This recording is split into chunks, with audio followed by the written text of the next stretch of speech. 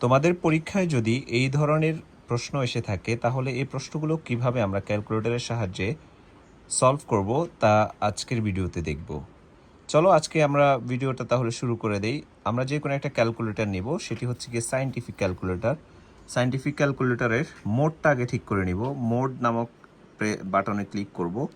Mode নামক বাটনে যেখানে দেখবা বেস কত 3, আমরা 3-কে ক্লিক করব।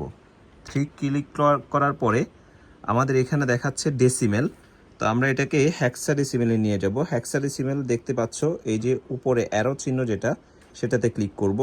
ক্লিক করলাম, এই যে অ্যারো চিহ্নটাতে ক্লিক করলাম। ক্লিক করলে দেখো এখানে লেখা আছে হেক্সাডেসিমেল, H0 এর পাশে H লেখা আছে। এরপর আমরা আমাদের প্রশ্নের যে প্রশ্নটা দেওয়া আছে সেটির সাথে মিল রেখে আমরা প্রশ্নটা লিখব ক্যালকুলেটারে। 1 প্রেস করলাম। এফটা কোথায়? এফটা হচ্ছে 10 যে আছে 10 লেখা, এই যে 10 এফ। এরপর প্লাস, এই যে প্লাসটাকে ক্লিক করলাম। এরপরে 1, এই যে 1টাকে ক্লিক করলাম। কত হলো? 1f plus 1। আমাদের প্রশ্নটা ছিল 1f এর সাথে 1 যোগ করলে কত হবে। এরপর আমরা সমান চিহ্ন ক্লিক করি, তাহলে মান আসছে কত? 20।